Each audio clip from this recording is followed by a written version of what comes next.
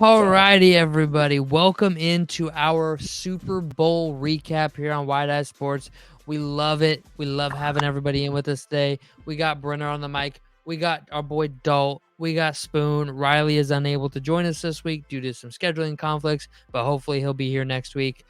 What a Super Bowl. Can we just start off with that? I mean, it really was great. Bro, I was nervous. I was so nervous. I was betting for the Chiefs, and then they were down 10-0.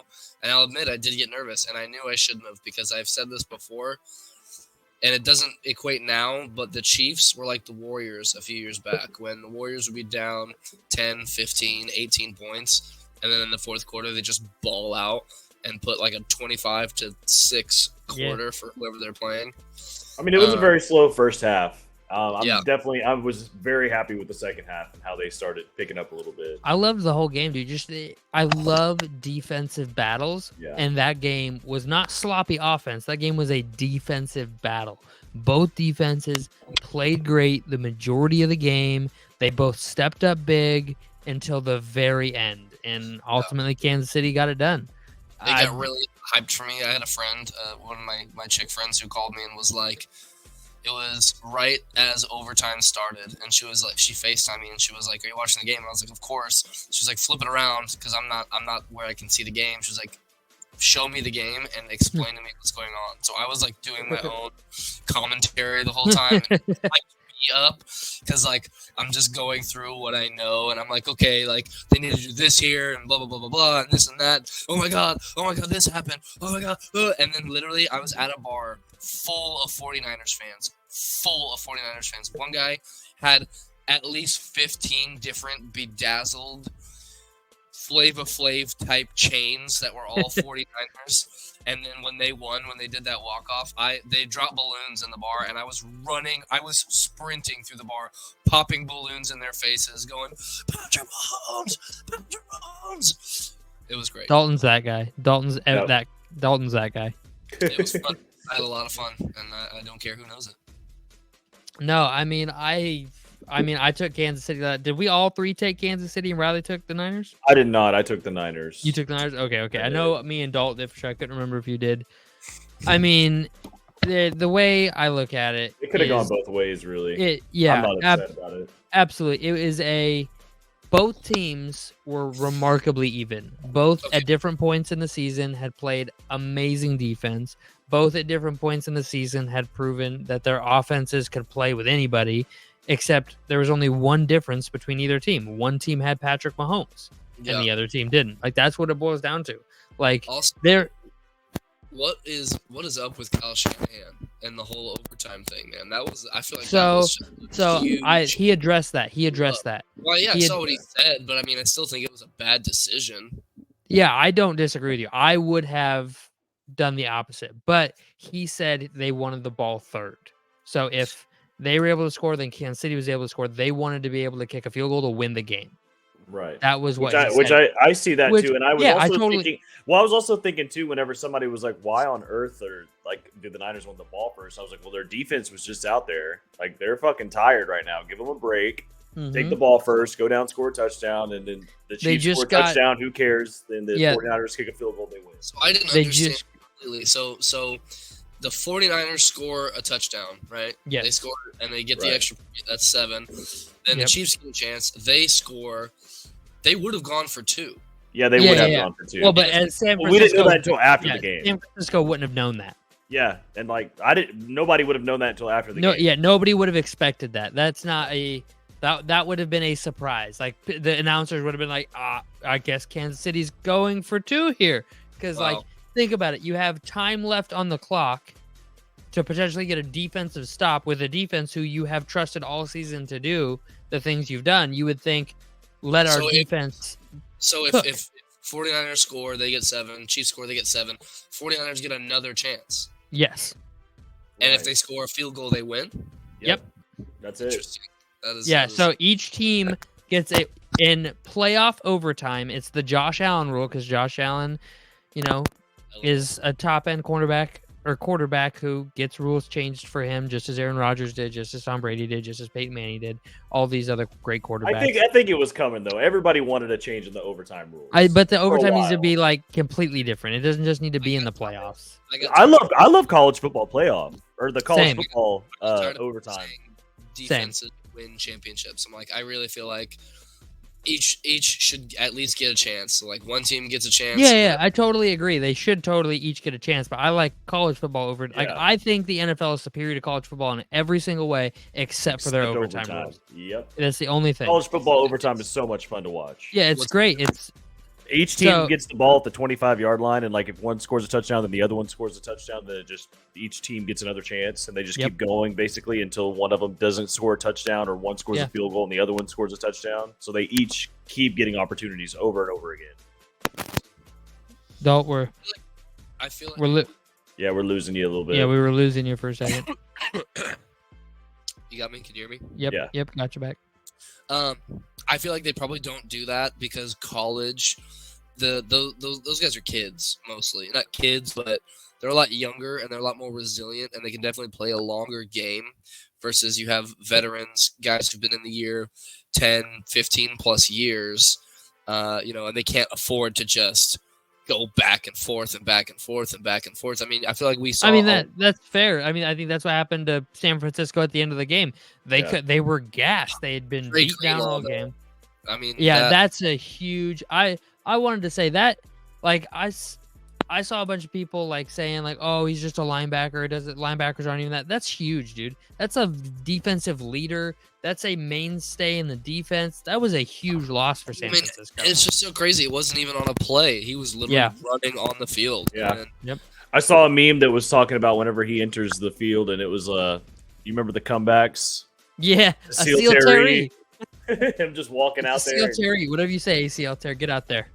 Yeah, that was crazy though, man. I feel bad for him for that. Didn't even hurt it in a play. He was just he was just hyped, ready to go. Just jumped onto the field and had to get out there quick and kaboing. There it goes. It's crazy how quick these injuries can happen and how easy they can happen. I don't think we said it on the top of the show, but congratulations to the Kansas City Chiefs on becoming 2023-2024 world champions. That deserved to be said. You won the Super Bowl, regardless of who, nobody can take that away from any of them. Patrick Mahomes, Travis Kelce, 3-time Super Bowl champions, Chris Jones, all those guys over in KC. Mecole Hardman. Did you guys see the Hard Knocks thing on the Jets with Mecole Hardman? No. Okay, so there's this magician. I don't know his name. Oh, yeah. I did see that. So he does this magic trick where he's in the Jets, like not locker room, but in their like play meeting room, and he is talking to Mecole Hardman about him playing in the Super Bowl, and Mecole Hardman, who's going to win the Super Bowl, and he at the end of it, he does the Jets versus the Niners in the Super Bowl, and the Jets winning. But because he was talking to Mecole Hardman, people think, oh, he was just seeing Mecole's future and didn't realize he was on the Chiefs.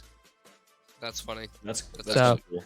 Did he have the score right? Because I know he predicted the score. No, I don't think he did. I think it was like 38-35 or something crazy like that.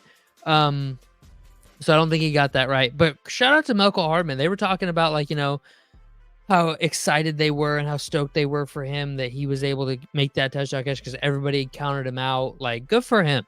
Like, I would like to broach the other side of the coin, though, real quick. The San Francisco side of the coin. Did anybody see the final play where the left guard down blocks and the offensive tackle, the right tackle, blocks out and Chris Jones gets a free run at Brock Purdy on that final play? Has anybody watched that? Yes, I've seen that. There was I saw that some people were talking about that maybe the linemen, like the offensive linemen, were confused on what the play was, and that's where I was actually hoping that you brought this up because it looked like, by watching that, it looked like the offensive line had no idea what play they were running. They heard it wrong, and they just how does the best defensive lineman on Kansas City, or just one of the best in the whole NFL, the best defensive tackle in the NFL over the past 2 seasons, through unblocked? for those of you at home that don't remember the play, you have Brock Purdy in shotgun. You have a motion guy running across Purdy's face. Purdy snaps the ball, fakes the motion handoff to the running back, and as he does that, the right tackle kicks out to his right, but the left guard in the center, they pull to the left. Yeah, the center down blocks to his left, and the right guard, sorry, not left guard, the right guard pulls around the center like he's going to block for the running back who never got the ball. So what that does is they have a blitzer. So the right tackle who's blocking the DN gets a hand on the blitzing cornerback and stops him, but that leaves Chris Jones completely unblocked running right at Brock Purdy. And Brock Purdy makes a move, makes a miss, gets the ball out. But what a lot of people didn't notice on that play is Brandon Ayuk sent L'Jarius Sneed back to his mom's house in a wicker basket. He put a move on him that left L'Jarius Sneed, a guy who didn't give up a touchdown until like 2 weeks ago, all season, left him on skates, laying on the ground in the end zone. Ayuk hands over his head, running completely free in the back of the end zone. Easy touchdown. Well, it's crazy too because Purdy threw the ball to Juwan Jennings, and Juwan Jennings was open as well. He was also open, but he had to throw it so early. Yeah, he had to throw it so fast because, I mean, he had Chris Jones running right at him, untouched. So the 49ers 1,000% score on that play. Absolutely. The line just doesn't make a monumental mistake. If the right guard doesn't pull, stays there on Chris Jones, gives Purdy just an extra couple seconds to make a pass. Even just an extra second, yeah. Oh, he has Juwan Jennings open in the end zone, and he has Brandon Ayuk open in the end zone. I mean, and that is like, don't get me wrong. I'm not trying to discredit the Chiefs. The Chiefs won the Super Bowl, and they deserved to win the Super Bowl. They played their fucking asses off all season. They were a shit team for most of it. They got their head on straight. They made a run. They won the Super Bowl. They're world fucking champions. Okay. That being said, if I was a fan of the 49ers, I would be sick to my stomach to this moment right now about what happened on that play. I wouldn't get sleep. I would lose days of sleep over that happening.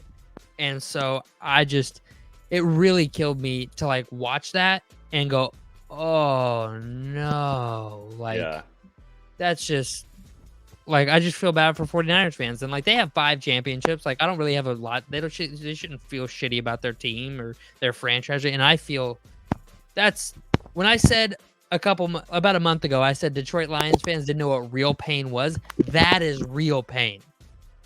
That is real pain. So here's a question. Here's a question for you. Everybody shits on the Cowboys all the time because, they don't do this for 30 years, blah, blah, blah, blah, blah. The 49ers have a longer drought than the Cowboys do as far as Super Bowls go. So is it worse that the Cowboys haven't made it, or is it worse that you keep making it to the Super Bowl and keep losing? Worse, like pain? I guess. Pain-wise, it's way worse to keep making it and keep losing. I would much rather not make it to this. I'd rather go. What are you talking about? I'd rather go 0-16 than make the Super Bowl and lose. Like, if you make Super Bowl and lose, you're just left with pain. Like, at least when you go 0-16, you get a first-round draft pick. You get all the best draft picks. You probably have plenty of cap space. You have all these things to rebuild your team with. When you make the Super Bowl and lose, like, that means you probably, unless you have Patrick Mahomes, you probably spent all of your resources to get there and are now looking at a downhill coming off a loss in the most painful way possible. Yeah. So I don't know. I'm not going to get back into it, but I do know that at least the Niners are making the Super Bowl and the Cowboys aren't. So I mean, I feel like it's still kind of a diss towards Cowboys fans, and they could still keep saying that, because if we say that to Niners fans, like, oh, y'all haven't won a Super Bowl, and it's been longer since it has for us, and they can still be like, yeah, but at least we're making it. We've made it 2 of the last 5 years, so it's that's what I'm thinking too. I would honestly kind of rather get to the Super Bowl to at least say, I would too. I'm watching the Super Bowl, watching my team in the Super Bowl. Yeah. So let's say, would the Super Bowl have been more fun if it was Cowboys Chiefs and the Chiefs won? Yes. Would you have had a lot more fun? Okay. See, I would have had, I probably would have had more fun as well. That's just. my personal opinion. I wouldn't even be on the show today. I'd have to have You'd somebody still be else to do upset if the Vikings made it and they played the Chiefs. And the Chiefs see beat this them? beam right here in my background? Yeah. I'd be hanging from that. Just kidding. But hey, on the real though, back to Kyle Shanahan. Yeah. Do you guys think it's not his time yet? Do you think he has what it takes to win a Super Bowl? I don't. I don't He's know, 0-3 as a play caller, including Go ahead. I'm sorry. 0-3 as a play caller, and he's had a double-digit lead in every single game he's lost. He had 2 10-point leads against the Chiefs, and he had a 28-3 lead as the offensive coordinator. Like, it's just whenever I look at him, I also look at Andy Reid. Look at he didn't start having a whole lot of success until he got to the Chiefs, and he was the Eagles head coach. He went to what, 3 straight NFC Championship games and lost, and then he went to the Super Bowl and lost as well. You know what the difference is? What's the difference? Andy Reid came to the Chiefs, and he was in the same spot he was with the Eagles. He was making AFC Championship games, borderline making Super Bowls, and losing. Right. The difference is he found Patrick Mahomes. He found a generational quarterback that can lift an entire team up and carry them for multiple drives a game when your team needs it most. Yeah, like Andy Reid today. What? I was just say something I was doing today was I saw a bunch of videos and montages of people like Shannon Sharp, Stephen A. talking about how Patrick Mahomes is not as good as everybody says he is. How he's overhyped. And it's like now here we are 6 years later. He's a 3-time Super Bowl champion. Like that's just crazy. Yeah. He is him. Know. I don't. Oh, go ahead. I was still talking about Kyle Shanahan, but no, continue. I was just saying he is him. Oh yeah, he is. But no, I wouldn't give up on Kyle Shanahan yet. If I'm a Niners fan, I'm still there with him. I mean, he's still getting the team there. He's still a great coach. Yeah. It's tough going against, the Kansas City Chiefs twice. It is. It's tough going against them twice, man. Like, if Kyle Shanahan was going against Tom Brady in the Super Bowl, like, we'd probably be saying the same shit, And it's like, hey, man, that's the luck of the draw. Yeah. You don't have the quarterback comparison. You have the defense. You got weapons, but you just don't have a clutch quarterback, which is what the Chiefs had. Yeah, it just all goes back to that play we're talking about, Chris Jones in his face. He doesn't have the experience and the wherewithal to make that throw under that kind of pressure. Yeah. It's just like, when you play basketball and like you can make a shot wide open, but as soon as somebody gets in your face, just changes your whole movement. Have you guys seen the Brandon Ayuk drama today? Has anybody seen it? Yeah. I have not. So Brandon Ayuk's brother posted on his Snapchat. Before that, his girlfriend posted. I thought the girlfriend was after. No, the girlfriend was first. Okay, She posted like, do you know what she said, Brenner? No, I don't remember what the girlfriend said. Oh no, she said it was emotional because this might be the last time they ever set foot in Levi Stadium. Yeah. And then his brother posted some stuff. Then he posted something. But end of the story. His brother posted today saying, basically, we're out. Like, this is why we're not coming back to San Francisco.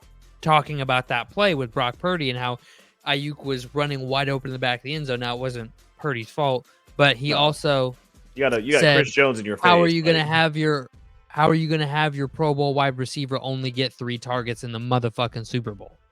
Like, him and his camp are very unhappy about the lack of use in the Super Bowl. Yeah. And I would be too, like, being honest. Like, everybody talks about Deebo Samuel, Christian McCaffrey, George Kittle. Ayuk is their wide receiver 1. Like, there's no front in that.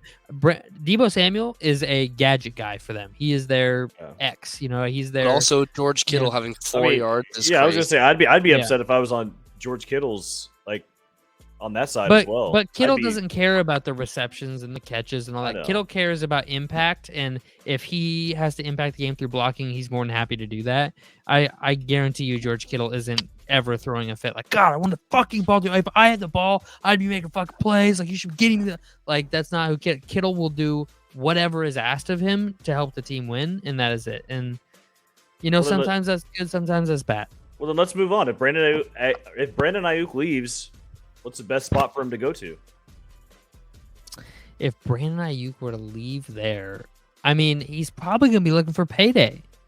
And that makes me think like in Arizona, like in division, get to play against the Niners again, get paid. Kyler Murray. They're probably about to draft Marvin Harrison Jr. though. Exactly. To put him on one side, and put Marvin Harrison Jr. on the other. That would be an insane wide receiver duo.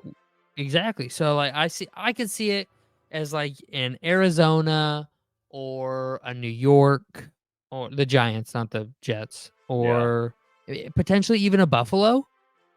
He goes up to Buffalo to play with Josh Allen. I mean, I could see there's a few different. It just depends on his money, on what does his camp want to win or does his camp want to get paid? Right. Maybe. I mean, I don't know. Maybe they get rid of Stephon Diggs over in Buffalo and they send a trade with him and they try to get Brandon Ayuk. That'd be interesting. Stephon Diggs to come to the Cowboys, man. I would love that. I would love both Diggs on the Cowboys. I got Diggs and CeeDee Lamb opposite of each other, and then Brandon. Moving on, though, I did have a question for you guys. Yeah. Where would you rank this Chiefs team compared to other Super Bowl champions? Like all other Super Bowl champions? All other Super Bowl champions, where would you have this team ranked for this year? Like, would they be like mid? Would they be like top half, bottom half? Top 20. Top 20. You think top 20? Yeah, okay. Potentially top 15. The defense is top 5, in my opinion. Like postseason wise, like playing in a postseason, they're top 5 with defense. Up there with like the Baltimore Ravens with Ray Lewis.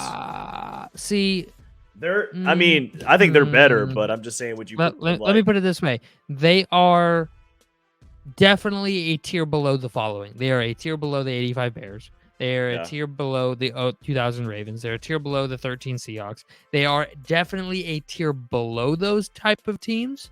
But they are an upper echelon defense as far as postseason play goes. Like I'm not trying to discredit them when I say that. They played amazing. But the 2000 Ravens aren't giving up 24 to Josh Allen and the Bills. That's just not happening.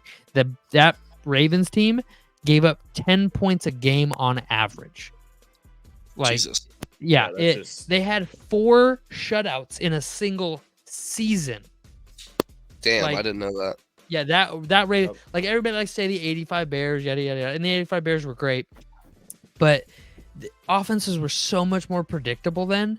I say this a lot about NBA and NFL. The peak level of both of them for like difficulty was like 1998 through like 2005, because it was just at the point in which offenses in both leagues started to innovate because of TV ratings, and like the leagues wanted more TV ratings, and they realized, scoring more points helps people watch the games more, so we'll gear the game towards scoring more offensive points. But they hadn't quite caught up to the fact that defenses playing the way they played got players hurt. So they still let defenses play the old-fashioned hard-nosed football, but offenses were still scoring major points. So that era of football, in my opinion, is like peak. Like that is the prime. If you succeeded then, you can succeed in any point in time. Like, do you think we'll ever see another team go no losses ever? 17-0. I'm sure we will. Yeah. I don't know, man. I don't think we will. Like, actually, no. Maybe not with like people sitting like the last game or two. I doubt it. I heavily doubt it. I don't. Okay. Well, here's the question then. Let's say your team goes 16-0, and you have one game left. You sit and you take. Yep. You take. It's about winning a Super Bowl. It's already going to be locked up. You just take that. You sit them. Yeah, it's about winning a Super Bowl. So you probably won't see it then. My bad. I don't think we'll see it. Yeah. But okay, I do want to move on with I think we've talked about the Super Bowl enough. I feel like we should just give one more congratulations to the world champion Kansas City Chiefs. Shout out Kansas City. Much love for all of you. Enjoy it. Back-to-back champs. First time since the 03-04 Patriots. First quarterback since Brady to do it. Yo, daddy. So congratulations, Kansas City.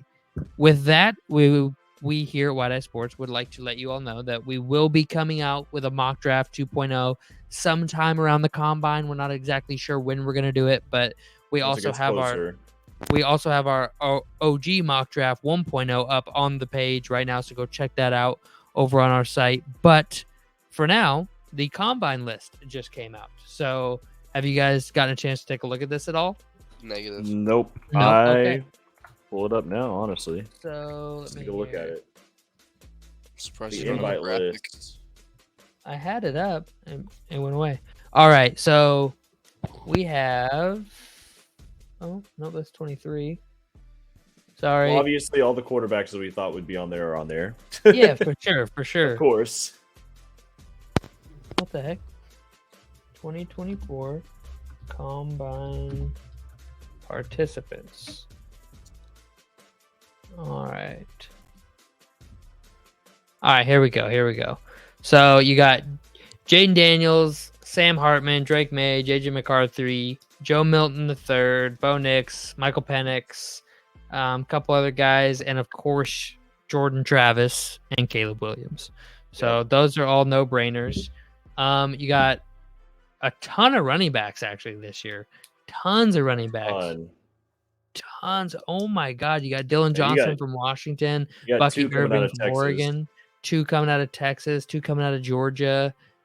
Holy cow. Lots of big ones up there. Honestly, I was gonna bring this up before you go over the receivers, but I completely forgot about Jordan Travis. Yeah, right. Everybody's forgotten about Jordan. We're over here talking about Jaden Daniels, Drake May, JJ McCarthy, Bo Nix, Michael Penix, and Caleb Williams, obviously, and then boom, we forgot about Jordan Travis, who had a phenomenal year. Jordan Travis is the reason. Him going out is the reason Florida State didn't make it. Yeah, they would have been in. They would have been a national title. Washington would not have been in the national title game if Florida State Travis doesn't get hurt. I still think I was never Georgia. high. It would have been Georgia, Bama, Texas, and Florida State. No, it would have been Washington. It would have been Washington, Texas, Florida State. Yes, because Bama was the last one in. They were the 4 seed. I don't think they knock out Georgia in this scenario. They had to. Okay, well, they would have had to knock out Either somebody. way, Florida State would have. So they would have put Texas. Either way, Florida State would have most likely made the college football playoff, being an undefeated team if Travis had been healthy. Right. That being said, there are tons, and I mean tons of wide receivers. Troy Franklin, Keon Coleman from Florida State, Marvin Harrison Jr., Malik Neighbors, Rome Odunze, Brian Thompson Jr. I mean, Xavier Worthy. I know you don't know who that is, but from Texas. I'll bring him up. Jordan Whittington from Texas. I know who that is. Okay. Xavier Worthy was our quick guy. He was okay. Good. Johnny Wilson from Florida State. Got him in there. I don't know who this is, but Bub Means. His name is Bub Means. BUBMEANS. That's amazing. Bub means business, apparently, motherfucker. No, just kidding. And then nobody's talked about this kid, okay? Nobody's been talking about this kid, and it's kind of crazy to me considering who his daddy is. Brendan Rice. Caleb Williams' #1 target last year. Jerry Rice's son is making his most likely NFL debut next September, and that is crazy to me. And nobody's talking, and he wasn't like, don't get me wrong, he's not like all that in a bag of chips. He's not fucking Julio Jones 2.0 or anything, but he still was Caleb Williams' #1 target, still played well, has obvious like daddy is GOAT scenario. So like look at Bronny and LeBron James. Like Bronny's not all that in a bag of chips, but because he's LeBron's son, he is held up on a pedestal. So like it's just, and then you got, Cade Stover, Brock Bowers at tight end. We got a couple other, Devin Colt from Washington, Tip Ryman from Illinois, couple other guys. And then O-line, all the standards, Isaiah Adams, Joe Alt, Cooper Beebe, just pretty much all the standard linemen you expect, plus some. There are quite literally 3 full pages of linemen here, so I can't name all of them off, and I'm sorry. Two punters. I saw that. Yeah, 2 punters. Byron Murphy the second from Texas, Chris Jenkins from Michigan, Liatu Latu from UCLA, Chop Robinson, Penn State, Tavondre Sweat from Texas, Jared Verse from Florida State, all those guys, Makai Wingo from LSU, tons of names here.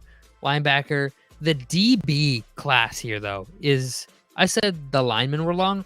It's almost twice as long as the linemen. The DB was very long. I mean, Cole Bishop, Javon Bullard, Kalen Bullock, Cam Hart, Kyrie Jackson, DJ James, Kalen King, Kamari Lannister, Kool-Aid McKinstry, Tyler Nubin, Nate Wiggins. I mean, and that's like 1/100th of the names that are on this list of combine invites. That is crazy. And then 4 kickers and 2 punters. The kickers out of Stanford, Arkansas, Missouri, and Alabama, and then Iowa punter and BYU punter are all invited to the combine. Is there anybody that you guys are excited to see for the combine? Need a little more time? Haven't really dig that far deep into it yet. I would anybody? say just on the surface level. I haven't really dug into it too much, but I would say Brendan Rice, Brock Bauer, Jaden Daniels, I'm looking at Marvin Harrison Jr. Pretty much like that whole mock draft that we did. All of those guys I'm definitely going to be looking at because I feel like those are all going to be first, if not second round picks. Yeah. I'm interested to see how Will Shipley does because I watched him quite a bit from Clemson. Yeah.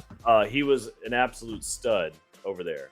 So I kind of want to keep my eye on him because I mean it's hard to like fall back in this huge list of running backs, but I kind of want to see him. Massive list of running backs. The other one, it's so crazy.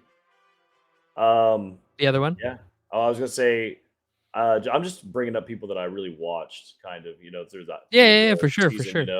It's still early. I haven't even done a bunch of tape breakdown on anybody but quarterbacks yet. So we're in week. We're technically not even in week 1 of next year yet. March 2nd is the new league year. So until then, we're all kind of just in kind of no man's land with this, just kind of watching film and resting up, getting ready until the combine here in a couple weeks. But I will say I am really excited to watch Joe Milton III, the Tennessee quarterback, see what he's able to produce. This dude is the size of Cam Newton with Jamarcus Russell level arm strength, and he played in a pro style offense at Tennessee, and he got coached by Jim Harbaugh at Michigan. I mean, this dude has potential. So I'm kind of interested to see how Sam Hartman does as well, because he had a lot of hype coming into this season from Notre Dame. Him and Spencer Rattler both. Yeah, and he kind of didn't live up to it, but I'm just kind of curious to see how he looks. Just isn't Spencer Rattler like one of your favorite quarterbacks of all time? Mine? Yeah, aren't you like a huge Spencer Rattler fan? No, I don't think. No. Huge Spencer Rattler, huge OU fan? Not at all. Are you sure? No. For those of you who don't know, Spoon is a massive Texas fan. So obviously. He doesn't really care for Oklahoma. I wouldn't say he hates them. I mean, I love the fact that I'm looking through this list and I don't really see any Oklahoma players that stand out. I don't see really any Oklahoma players, period. I don't see any Oklahoma quarterbacks, running backs, no wide receivers, no. Sooner Nation hasn't been flourishing since Lincoln Riley left. No Oklahoma tight end. I mean, do they got a lineman on here? I mean, I'm sure they do. So yeah, they finally got a couple linemen in there. So all right. There's where they're represented. Circling back to Super Bowl teams. I would like to say Kansas City has over $20 million in cap space next year. They're set to lose a few free agents. They're set to lose their first, second, and third string D tackles, their cornerback 1, their linebacker 2, their offensive tackle 2, their running back 2 and 3, on top of about 10 other key contributing players, whether special teams or otherwise.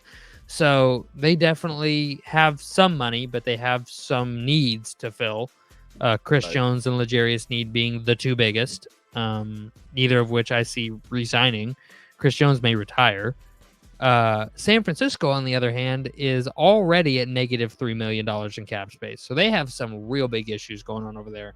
I think their potential Super Bowl window is closing or closed as of 2 days ago. So Who knows? I'm not 100% sure on that. Another couple notes here I have about cap space.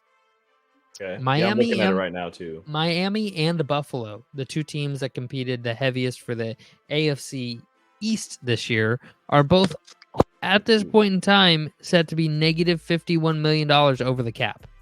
Yep. That's a lot.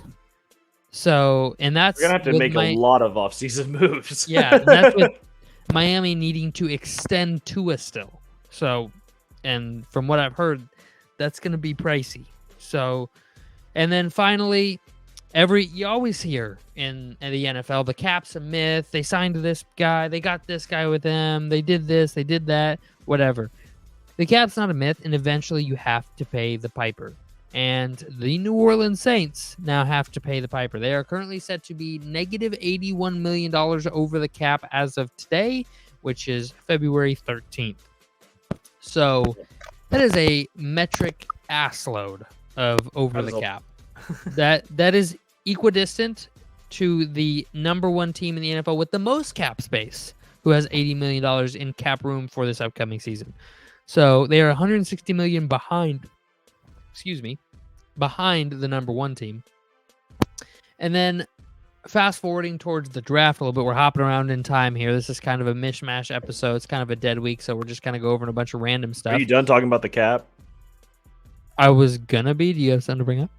Oh, I was just gonna say, looking at the top of the people that have all the cap space, it's kind of cool that I mean, obviously the Commanders are up there at number one. Yeah, they signing a brand new coach, Dan Quinn. He can hopefully go out there, make some moves, sign some key players, help him out a little bit. Yeah. But one that's really interesting up here in the top 5, you got the Texans sitting at 4 with a ton of cap space. Oh, yeah. They got, from what I'm looking at on my side, they have $65 million in cap space that they could use to sign some key players coming in. And I mean, you got CJ Stroud still on his rookie deal. Oh yeah, it's like you might want to. I mean, if I were them, I would sign some players right now, put some talent around him. They could make a Super Bowl run next year if you do that. Yep. I just thought that was kind of cool. CJ Stroud proved that outside of that Ravens game, no stage was too big for him. He played in one primetime game all season. It was his first playoff start, and he won it. So, I mean, this kid has played unbelievable so far. If he continues that peak, now everybody's heard of sophomore slump, so we'll see. But if he keeps playing this way, it's going to be scary. And then one more team that's in the top 8, you got the Lions sitting there with a ton of cap space as well. Yeah, I fucking hate that. Man, and they already look good. They could sign some players this offseason.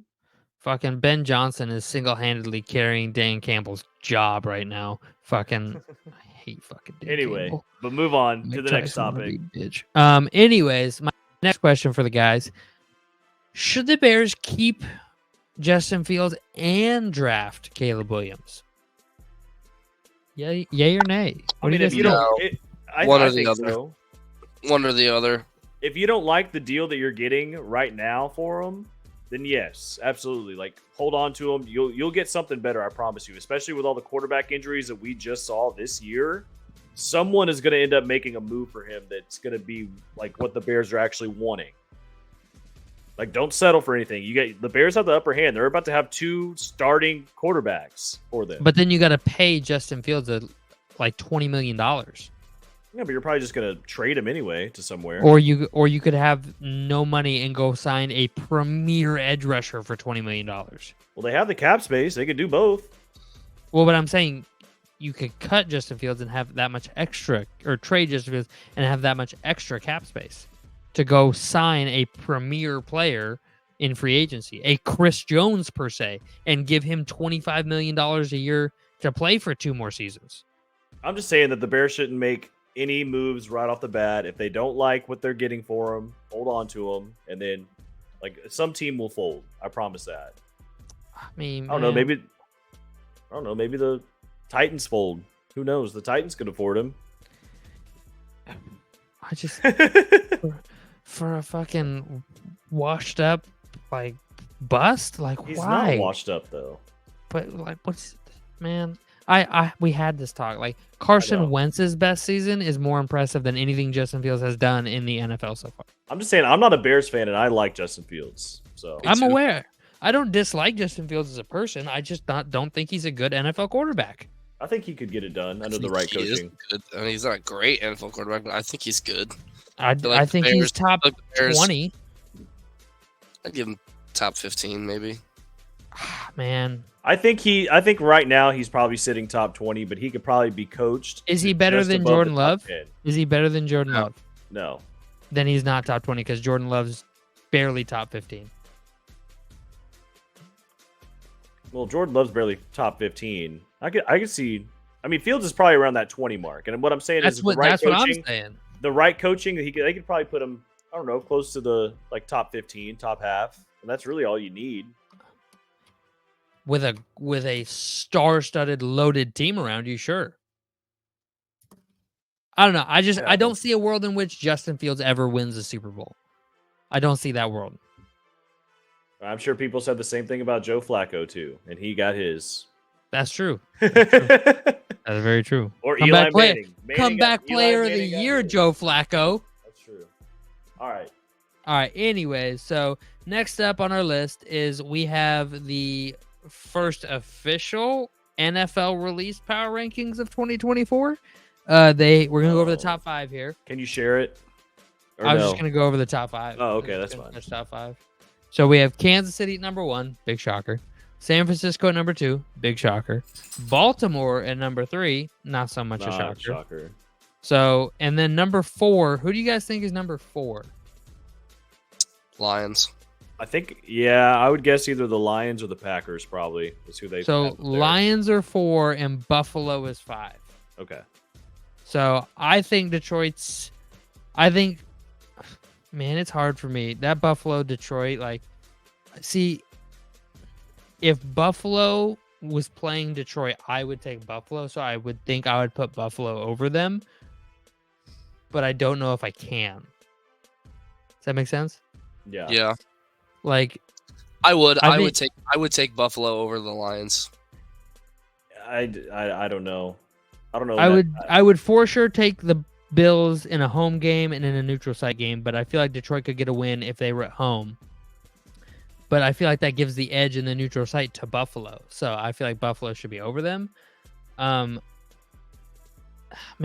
can I just say how upset I am that Ben Johnson is coming back to Detroit? They're going to be good because of that, and I hate that. Where would you, if you were Ben Johnson, where else would you go? Let's just say the Commanders. That'd be crazy. The Commanders. Low key, I know the Commanders are in the same division as the Cowboys, but if I had to pick another team that I liked in the same division, it would be the Commanders. Yeah. That's how I felt about Detroit for most of my life, and then their fans got Twitter, and Detroit fans are the most fucking just assholes. They're just fucking assholes for the most part. I know not all of them are. Not all of them are. There's some good Detroit fans out there, and you know who you are. But there are also some shit fucking Detroit fans, and you know who you are. You're talking about Brad Johnson. Let's just talk about the best signing. Ben Johnson. That's what I said. Ben Johnson. Brad Johnson. Oh, I said Brad. Oh, my bad. Yeah. I meant Ben. Sorry. You're good. Let's talk about the big signing, though. That's Mike Zimmer with the Cowboys. Oh, I am so excited now. That just made. I miss him. I know you do, man. I know. I just wanted him to be our D coordinator. What's he been doing these past few years? Because he was sitting in a cabin. He's been sitting in a cabin in Kentucky, spending time with his family after his son died. So, for those of you who don't know, Mike Zimmer is the former Minnesota Vikings head coach. That man gave my team every ounce of sweat, blood, and tears that he could physically allow himself to give. He lost an eye mid-game and stayed at the game. This dude gave us everything he had, and I will forever be grateful. His wife passed away in 2011. He was left with 3 kids who were all adults at that point. His son, Adam Zimmer, was a linebacker coach and co-defensive coordinator for the Vikings his final few seasons and has since passed away in 2021, I believe. I'm not familiar with the reasoning for his passing, but I do know, I'm pretty sure it was a natural death or a car accident. I can't remember for sure, but it wasn't like a drug-related incident or anything of that sort. But he's just a great human being, man. He is just a like fucking will, if you're his boy, he will fucking die for you. He will beat the shit out of anybody for you. He will meet whoever is talking shit on you in a parking lot and fight them at 75 years old for you. He is that dude. I love Mike Zimmer. Mike Zimmer deserves your respect. He deserves your admiration, and he has gained both from me. I am very excited about that hire. If I were to have picked anybody that the Cowboys interviewed, definitely Mike Zimmer. Even if they were like, okay, Dan Quinn wants to come back, don't care. If Mike Zimmer wants it, give Mike Zimmer the job. I love Zim. So you guys would both agree that you think this is an upgrade for the Cowboys at defensive coordinator? I'm gonna say this. So, which is crazy because Dan Quinn has done great things for the Cowboys in the last couple of years. Yeah. So it's crazy to say that they are upgrading, but yes, I definitely think it's an upgrade. So Zim's last few seasons in Minnesota, our defense was shit, and that's part of the reason he got fired is because our defense was shit. So Zim's issue is he is not a great head coach, but he is a insane coordinator. If you just give this dude a defense and say, make this great, he will mold you the most perfect ball of clay you have ever seen. But when he has to worry about other things like, making a GM happy, doing cuts, fucking running an offense, quarterback shit, like that's all stuff he can't handle. But if you just give him a defense, I mean, that dude turned Xavier Rhodes into Darrelle Revis for like 2 seasons. And then Xavier Rhodes left, got cut, and then he bounced out of the league in like 2 years. Right. Zim is him. Mwah. Mwah. So, love you, Mike. So I bring that up. There was also another rumor. Did you guys hear the rumor of the Cowboys before the Mike Zimmer hire that they were supposed to be in talks with another guy? No, I didn't. That? Rex Ryan? Yeah, I did see that. They were talking about bringing Rex Ryan back. That was like I saw that on TV. I forget what it was on, but they literally had just got done talking to Shefty, and they were like, he's got a deal with Mike Zimmer. Cowboys and Mike Zimmer closing another deal, and then Rex Ryan was like, don't know about that. Yeah. Hey you guys. Yeah. Do you know? You guys have heard me call Dan Campbell a Mike Tice wannabe, right? Like we've all heard that. Right. So Rex Ryan is the original Mike Tice wannabe. Okay. The OG. That dude does not deserve any coaching job in the NFL. Well, the only reason I was bringing that up was I just wanted to ask the quick question, of course. Were the Cowboys right to hire Mike Zimmer over Rex Ryan? 100%. Yes. If that was the case, okay. I just wanted to ask because that's kind of it's good to ask. It's good to get that's kind of been in the news the last day or two here in the DFW area. So that's what I've been hearing a lot of. DF Dubs. I wouldn't mind him on the coaching staff, but I don't want him making decisions. I don't want him as an HC. Yeah, I don't mind that. Want him as a DC. Don't want him as an OC. But Well, if he was like, he ain't gonna come back from. well, yeah, for nothing less. But as like as an assistant, as a assistant to the head coach type thing. Like Mike Pettin is the Vikings defensive analyst to the head coach. Like he is a defensive mind in the building to help Kevin O'Connell look at the defensive side of the football. Like that's all he does. So, but Mike Pettin, I would not want as my defensive coordinator at all. But he's a good mind to have in the building. So, I do agree with that. Jerry Jones though was talking about making moves. I mean, I think this is the start. Do you see a lot more moves coming, Dalton? Just real quick. One more time. What'd you say? I was saying, obviously, this is the first move that Jerry Jones has made this offseason. He kind of had to. You got to fill the defensive coordinator position. Well, I mean, I think he did a great job. You see more stuff coming. It's classic Jerry Jones. He always likes to keep the anticipation. He can't ever just make a decision. You know what I'm saying? It's got to be drama. It's got to be Izzy, Willie, won't-he type shit. So we'll see what he does. Do you know what the cap space looks like for the Cowboys? I know we're negative. We're negative. I just had it up. Negative right now we're 3, negative right? 14. Negative 14. Yeah, Okay, we're negative 14 that's mil. not It's too not. I mean, it's not as bad whenever you look at like the Well, Bills 'cause and the Dolphins negative 51 and the Saints negative 82. But Dak has we're made still it negative. clear. Dak has made it clear that he wants to play for the Cowboys and he's willing to do what he needs to do, to help the organization and the team out. Yeah, but that being said, I don't know. That being said, all right. Okay, can we pause? Yeah, let's pause. You want to move on to the next segment? Well, let's move on. We're getting tied up. We spent a little too much time talking Cowboys, DC, Cowboy staff. Just because that's what America wants to hear, man. That's what America. He goes. That's what America wants to hear. What I really think America wants to hear is our thoughts on listeners. The WalterFootball.com first mock draft or their most recent mock draft. So obviously we got number 1 overall. We got Caleb Williams, USC. I think this is the move everybody expects the Bears to make, right? Of course. All right. Now, number 2 overall, we have the Washington Commanders. They have them taking Jaden Daniels instead of Drake May, which I would be very surprised to see this. I don't know about you guys. I've been hearing a lot more good things about Drake May in these past couple of weeks. Yeah.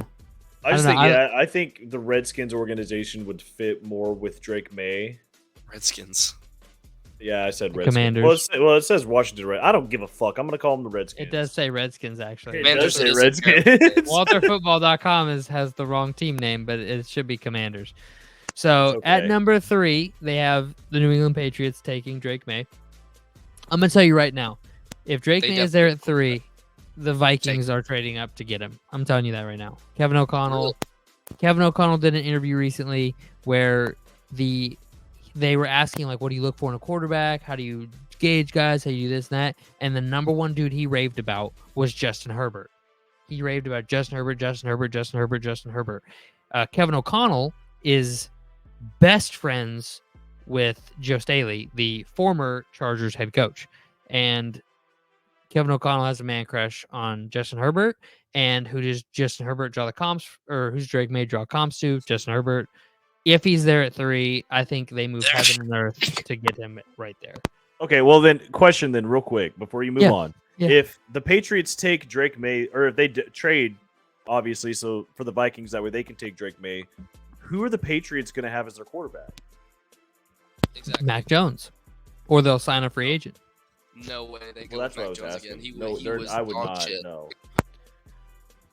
Anyway, I don't see them. I mean, sticking with Mac Jones. You guys are gonna hate on this, but statistically, I just don't see the Patriots giving that pick away when they are in just as dire need of a quarterback as the Vikings are.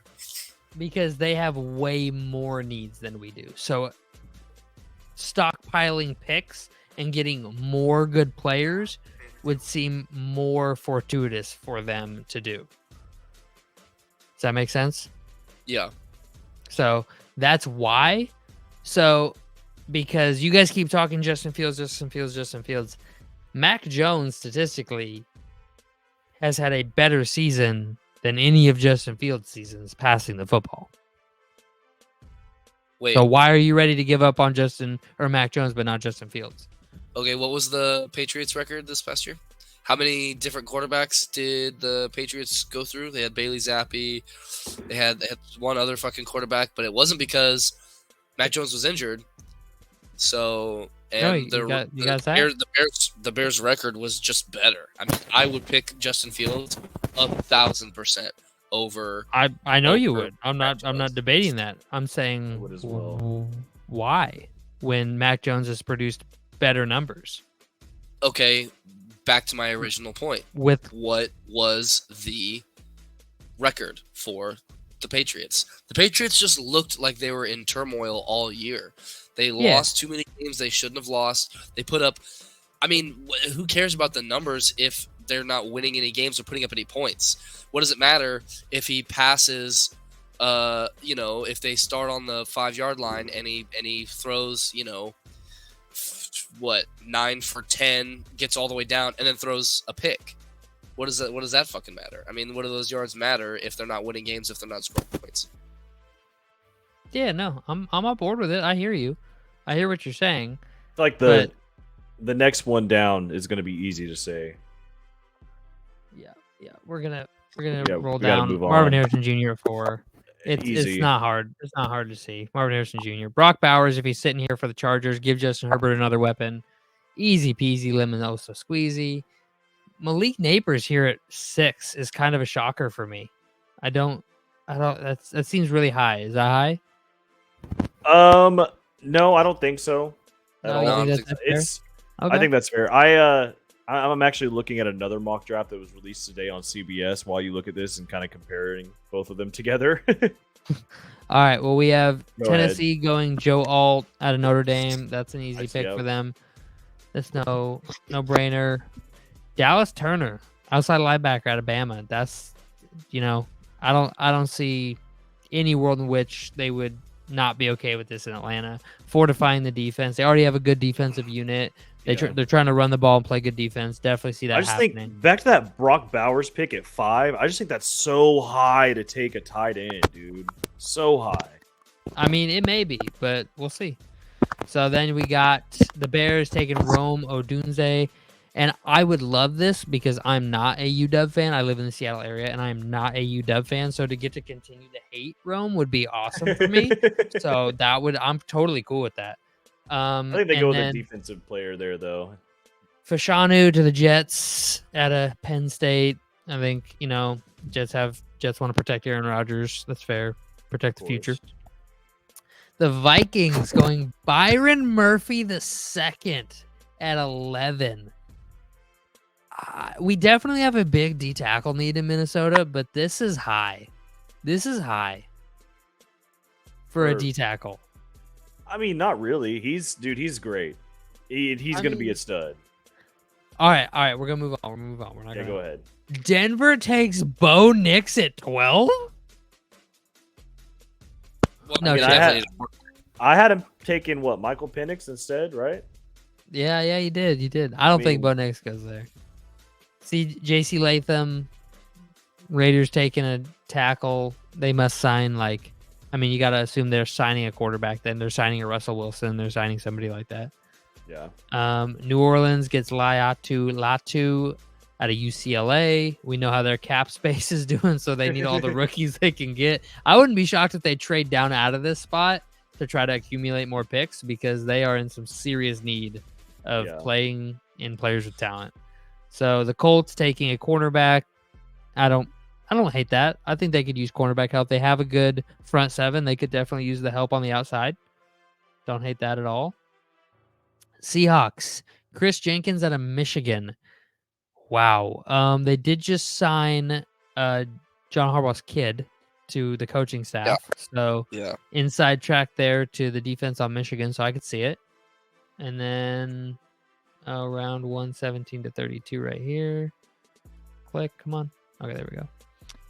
Jacksonville, Michael Hall Jr., D tackle at Ohio State.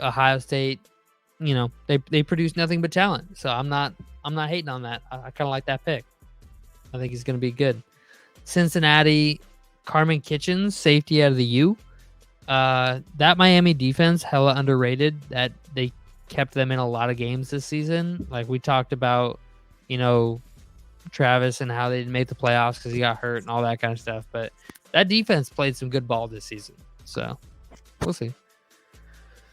LA, I see LA trading out of this spot. I do not see the Rams using their pick here. I see them trading out of this spot. What do you guys think? Do you think they draft a quarterback? It's possible. No way. It's possible. Matthew Stafford's going to be like 36, dude. Dude, Matthew Stafford's can't play old. forever. They took a quarterback last year. They took a quarterback in the 3rd round last year. I'm just saying, there is a lot of quarterback talent in this draft. There really is. This is a deep quarterback class. And personally, I think that if they draft one of those other quarterbacks that aren't the high ones, get a couple years training behind Matthew Stafford, could be a stud. Whoa, dude!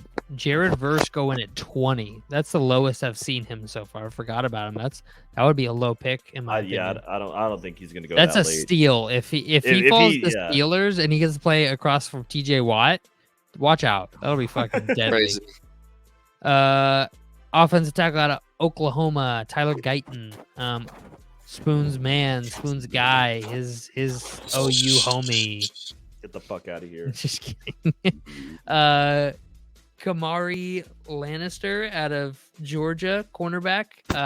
Kid's an absolute man-to-man stud. Probably need to Struggles. draft an offensive lineman though to replace Jason Kelsey. But you get that later on.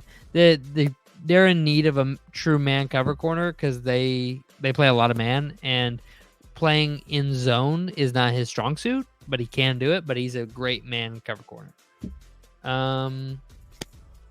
Has the upside to be a cover cornerback in the NFL. Right there, literally. My bad. Could just read that. Oh, okay. This kid is interesting to me. Texans taking offensive tackle / guard out of Washington. I don't know exactly how to say his name. Troy Fatanu I'm pretty sure how to say it, but right, yeah. He's a swing lineman, which isn't very common, but he's an absolute stud. Like, he plays really well at both positions, but you could play him at guard or tackle. He's very similar to like Ezra Cleveland, who played for the Vikings and for the Jags. So it's just weird to see a first round swing tackle guard. It's just, that would be weird. I would be very shocked. Brian Thomas Jr. Dak Prescott needs more help. The Cowboys could stand to add a better number 2 receiver to pair with CeeDee Lamb. Brian Thomas Jr. is a huge receiver with great athleticism and upside. I mean, that's what they got right here. That's what they got right here. That's what I mean. CD needs to play that slot. Put a big guy. Put a bigger. I do not see Jerry Jones taking a receiver in the first round. No, we take an offensive lineman. You know what?